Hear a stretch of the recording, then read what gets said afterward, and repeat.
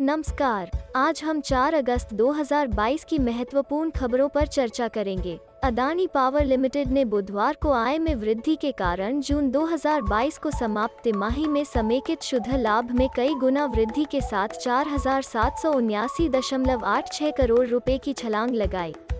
एक नियामक फाइलिंग के अनुसार, एक साल पहले की अवधि में कंपनी का समेकित शुद्ध लाभ 278.22 करोड़ रुपए था। जून तिमाही में कंपनी की कुल आय बढ़कर 15,509 करोड़ रुपए हो गई। पिछले साल की समान अवधि में यह 7,213.21 करोड़ रुपए थी।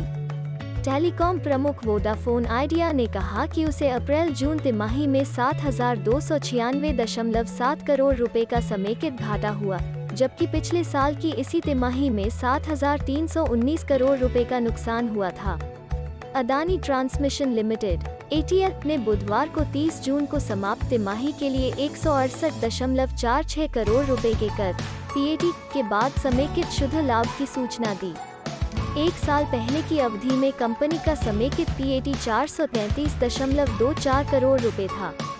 चालू वित्त वर्ष की पहली तिमाही में परिचालन से कंपनी की कुल आय 3,249.74 करोड़ रुपए थी और पिछले वर्ष की इसी अवधि में 2,935.72 करोड़ रुपए थी।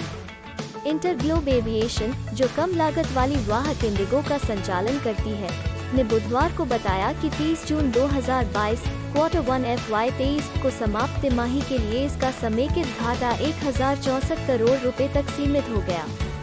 विमानन कंपनी ने एक साल पहले की अवधि में 3,174 करोड़ रुपए का समेकित नुकसान दर्ज किया।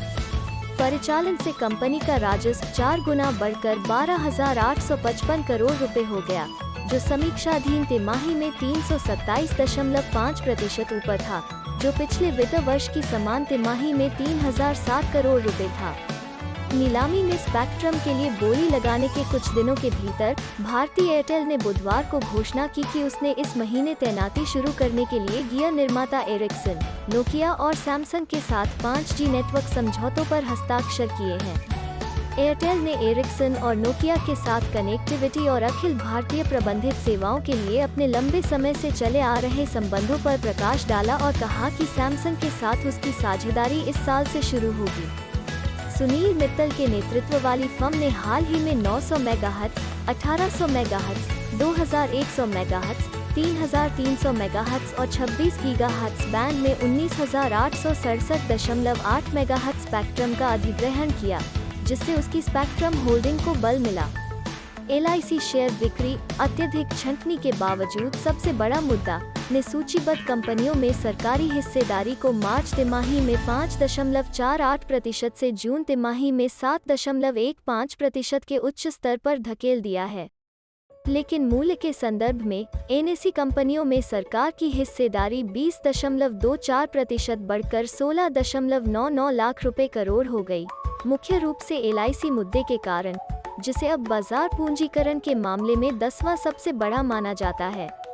मल्टीप्लेक्स ऑपरेटर आइनॉक्स लीजर ने फर्स्ट क्वार्टर FY23 में ग्राहकों की संख्या में वृद्धि देखी। हिंदी में डब की गई दक्षिणी सामग्री का मजबूत प्रदर्शन विकास में मुख्य योगदानकर्ता था। फर्स्ट क्वार्टर FY23 में 1.8 करोड़ स्वीकार के साथ फुटफॉल में 6% की वृद्धि हुई, जो क्वार्टर 1 FY20 की तुलना में 0.7 करोड़ अधिक है। RRR और KGF 2 के हिंदी संस्करणों ने लोगों का ध्यान अपनी ओर खींचा। Brookfield India real estate trust के प्रबंधक ब्रुकप्रॉप मैनेजमेंट सर्विसेज ने बुधवार को जून तिमाही के लिए यूनिट धारकों को समय पर किराए के भुगतान और उच्च अधिभोग से उत्साहित 170.8 करोड़ रुपए या 5.10 प्रति यूनिट का लाभांश घोषित किया। कंपनी ने कहा कि वितरण में शेयरधारक ऋण और CCD पर ब्याज भुगतान के रूप में 82.1 करोड़ रुपए या 2.45 प्रति यूनिट और लाभांश के रूप में 2 करोड़ रुपए या 0.06 प्रति यूनिट शामिल है।